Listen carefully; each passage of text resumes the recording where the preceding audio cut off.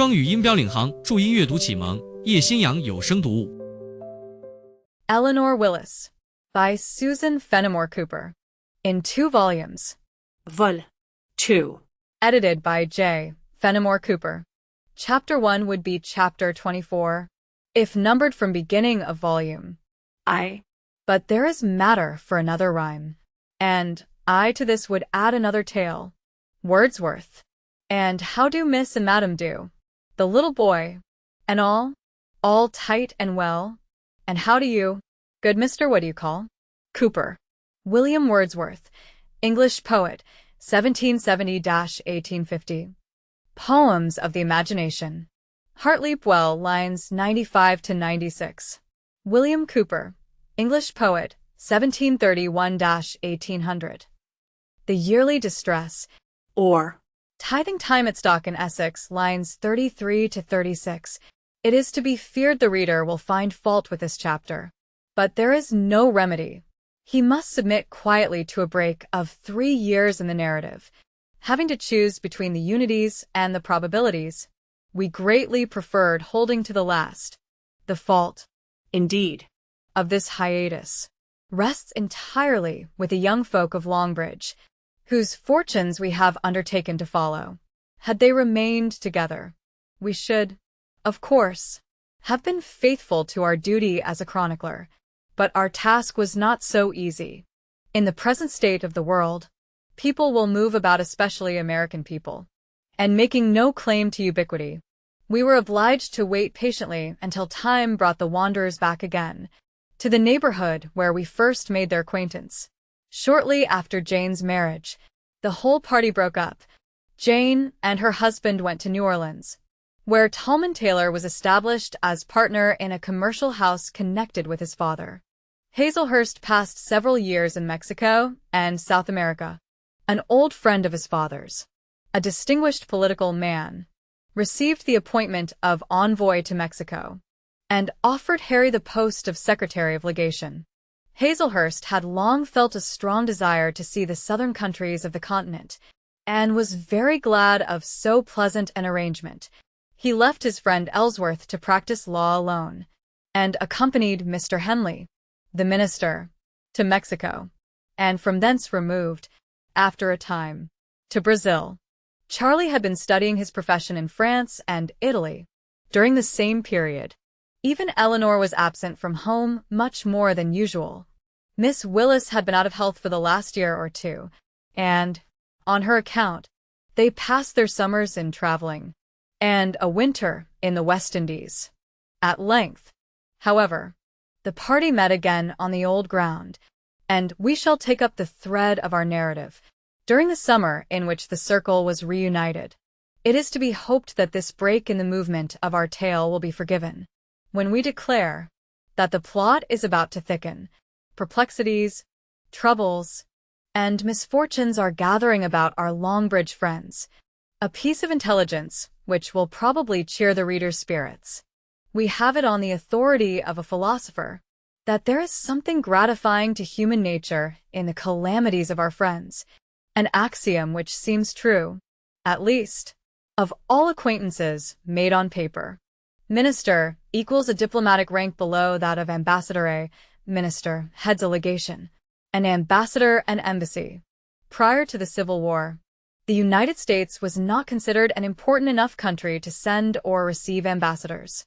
Secretary of Legation equals a diplomat serving under a minister. A philosopher equals François Duc de la Rochefoucauld, 1618–1680. French author famous for his maxims or epigraphs. Dans l'adversité de nos meilleurs amis, nous trouvons quelque chose qui ne nous déplaît pas égal. In the misfortune of our best friends, we find something which is not displeasing to us. Maxim number 99. Later suppressed. By the 1840s, a well-known expression. We hear daily that life is short, and, surely, time flies with fearful rapidity if we measure his course by years. 10. The allotted span of man are soon numbered, but events, thoughts, feelings, hopes, cares, are better marks for the dial of life than hours and minutes. In this view, the path of life is a long road, full of meaning and of movement at every step, and in this sense only is time justly appreciated. Each day loses its insignificance, and every yearly revolution of the earth becomes a point in eternity. The occurrences of the 3 years during which we have lost sight of the Longbridge Circle will speak for themselves, as our tale is gradually unfolded. It is evident, however, at the first glance, on returning to the old ground, that the village itself has undergone some alterations. Though belonging to a part of the country occasionally accused of being unenterprising, it had not proved insensible to the general movement felt throughout the Republic. In those halcyon days of brilliant speculation, which commenced with the promise of good fortune to all, and ended by bringing poverty to many, and disgrace to others, a railroad now runs through the principal street, and the new depot, a large, uncouth building, stands conspicuous at its termination, looking commercial prosperity and internal improvement. Several new stores have been opened. Half a dozen tasty mansions, chiefly imitations of Mr. Hubbard's, have been built. Another large tavern has been commenced, and 2 additional steamboats may be seen lying at the wharf. The value of property in the village itself is said to have doubled.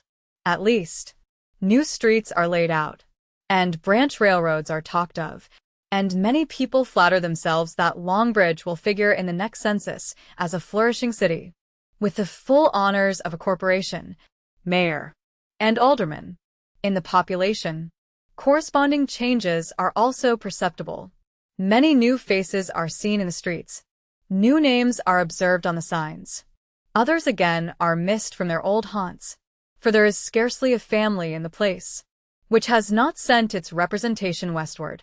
Those halcyon days equals, i.e., before the economic panic of 1837 and the 7-year depression that followed.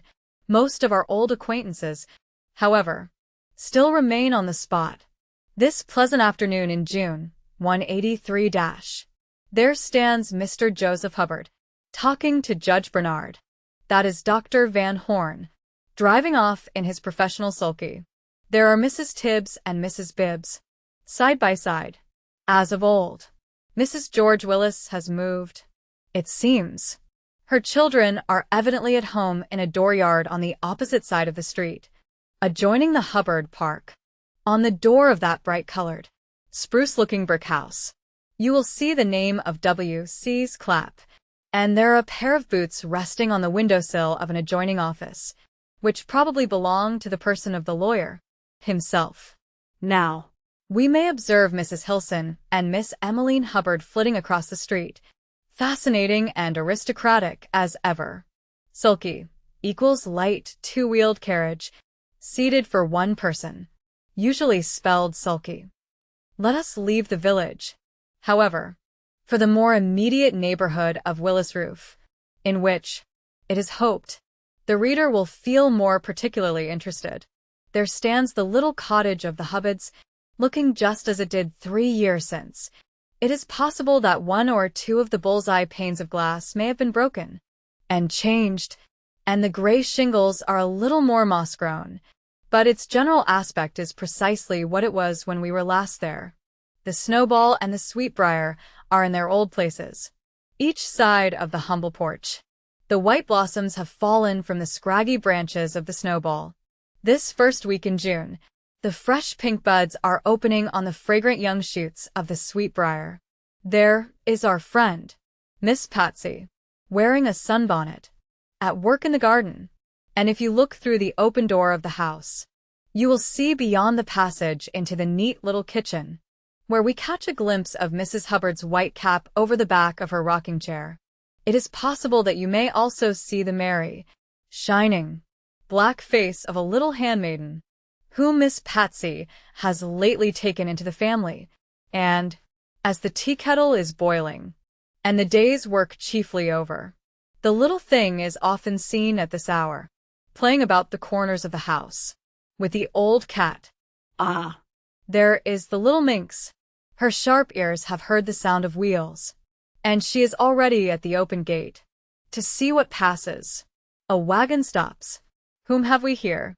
Little Judy is frightened half out of her wits. A young man she does not know, with his face covered with beard, after a fashion she had never yet seen, springs from the wagon. Miss Patsy turns to look. "Charlie," she exclaims. And in another moment the youth has received the joyful, tearful, agitated embrace of his mother and sister.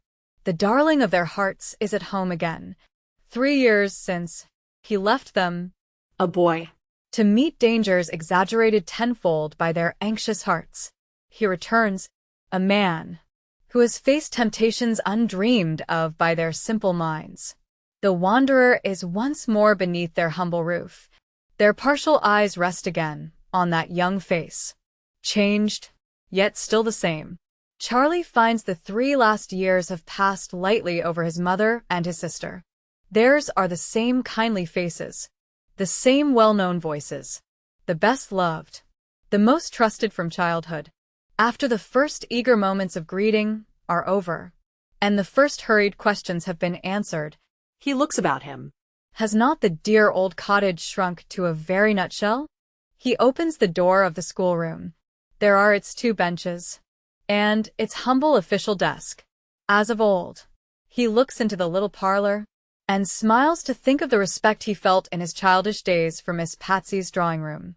Many a gilded gallery, many a brilliant saloon has he since entered as a sightseer. With a more careless step, he goes out on the porch. Is it possible that is the garden? Why, it is no larger than a tablecloth. He should have thought the beds he had so often weeded could not be so small. And the dooryard, one can shake hands across it, and there is Wyllys roof, half hid by trees. He used to admire it as a most venerable pile. In reality, it is only a plain, respectable country house, as the home of the Wyllyses. However, it must always be an honored spot to him. Colonnade manor, too, he laughs. There are some buildings that seem, at first sight, to excite to irresistible merriment. They belong to what may he called the ridiculous order of architecture, and consist generally of caricatures on noble Greek models. Mr. Taylor's elegant mansion had, undeniably, a claim to a conspicuous place among the number. Charlie looks with a painter's eye at the country. The scenery is of the simplest kind, yet beautiful, as inanimate nature, sinless nature, must ever be under all her varieties. He casts a glance upward at the sky, bright and blue as that of Italy. How often has he studied the heavens from that very spot? The trees are rich in their summer verdure. The meadows are fragrant with clover, and through Mr. Wyllys's woods there is a glimpse of the broad river, gilded by the evening sun. It is a pleasing scene, a happy moment.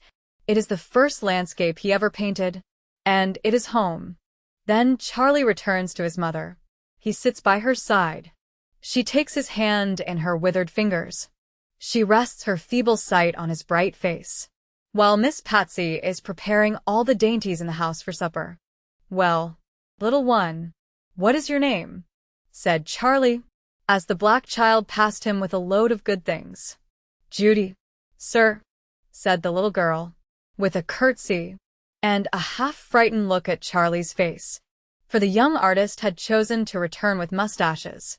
Whether he thought it professional or becoming, we cannot say. "We shall be good friends, I hope. Judy, if you mind my sister better than you ever did anybody else in your life, perhaps I shall find some sugar plums for you," said Charlie, pleased to see a black face again. Mrs. Hubbard remarked that, upon the whole, Judy was a pretty good girl, and the child grinned, until 2 deep dimples were to be seen in her shining dark cheeks, and the dozen little nondescript braids which projected from her head in different directions seemed to stand on end with delight. "And so Mr. Wyllys and the ladies are not at home. I wish I had known of their being in New York. I might at least have seen them for a moment yesterday. I wonder Mrs. Hilson did not mention their being in town. Juliana never knows what she is talking about. But I am glad to hear good accounts of them all.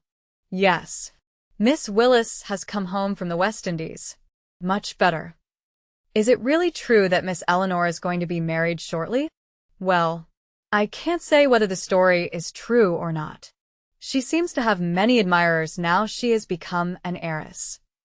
But I don't understand how she comes to be such a fortune. A fortune equals short for a woman of fortune. An heiress. I don't understand it myself. Mr. Clapp can tell you all about it. You know, most people are a great deal richer now than they were a few years ago. I heard someone say the other day that my old pupil's property in Longbridge is worth 3 times as much now as it was a short time since. Is it possible Longbridge has improved so much? And then your old playfellow has had 2 legacies from relations of her mother's. Everybody in the neighborhood is talking of her good luck and saying what a fortune she will turn out. I only hope she will be happy and not be thrown away upon someone unworthy of her, like her poor cousin, for it seems young Mr. Taylor is very dissipated. Charlie probably sympathized with this remark, though he made no reply. Mr. and Mrs. Tallman Taylor are in New York now, I hear, just come from New Orleans. The family from Wyllys have gone over to see them, added Miss Patsy. Yes. So, I understand. They will be here before long, I suppose. Not immediately, for they are all going to Saratoga together. Dr. Van Horn thought Miss Wyllys had better pass 2 or 3 weeks at the Springs. That is fortunate for me. I shall see them the sooner, for I must be at Lake George before the 1st of July. I have an order for 3 views of the lake, which I have promised to send to England early in the fall. Here Charlie entered into some details of his affairs, very interesting to his mother and sister, and they seemed to be in a very satisfactory condition, according to his own modest views. After a while the conversation again returned to their Longbridge friends. Did you know that Mr. Hazelhurst is coming home too, this summer? Asked Miss Patsy. Yes. He wrote me word he hoped we should meet before long. How did that affair with Mrs. Creighton turn out? We did bear they were engaged, but it could not have been true, for the lady has been in Philadelphia, and he in Brazil, for some time. You know, I used to ask about such matters once in a while, on purpose to write you word, but I had no great opportunity of hearing much about Mr. Hazelhurst, for after that unhappy business at Wyllys, there was, of course, a great coolness. For some time I never heard his name mentioned there, and Mr. Wyllys seldom speaks of him now. Are they not reconciled? Then, not entirely, I am afraid, but you know they have not met for 3 years. I shall hardly know myself at Wyllys without seeing Mr. Hazelhurst and Miss Graham there. You will find a great change in that respect. Mrs. Taylor has not been here since her marriage. Miss Van Alstyne seems to have taken her place. She is a very pleasant young lady. When the family is at home now, there seems often to be some strange gentleman with them. Fortune hunters, I suppose, said Charlie, with some indignation. Well, the course of true love never has, and never will run quite as it ought, I suppose. And how do all the Longbridge people come on? How is Uncle Josie? Very well, indeed. Just as good as ever to us. You must go to see him tomorrow. Certainly. And what is Uncle Josie about? At work in the vegetable garden. As usual. He sent me a fine basket of salad, and radishes, and onions, this morning. Clapp has got into a new house, I see. Yes. He is in very good business, I believe. You saw Catherine, you say? Yes. For a minute only. I ran in to kiss Kate and the children, while they were harnessing a horse for me at the tavern. Kate looks very well herself. The children didn't remember much of Uncle Charlie, but they're pretty, healthy little things. Nevertheless, the grandmother assented to the commendation of her daughter's family. She thought them remarkably fine children. Catherine was a very fortunate woman, she said. Mr. Clapp was a very superior man, so very clever that he must do well, and the children were all healthy. They had gone through the measles wonderfully that spring. Charlie had not quite as elevated an opinion of his brother-in-law as the females of the family. He allowed his mother's remark to pass unnoticed, however, And so Mr. Taylor has given up Colonnade Manor. He continued. Yes. He has just sold it to Mr. DeVaux, a friend of Mr. Wyllys, replied Miss Patsy. Why did he sell it, pray? Well, the young ladies liked better to live about at hotels and boarding houses in the summer. I believe. They thought it was too dull at Longbridge. Mr. Taylor didn't care much for the place. You know there are some people Who, as soon as they have built a house,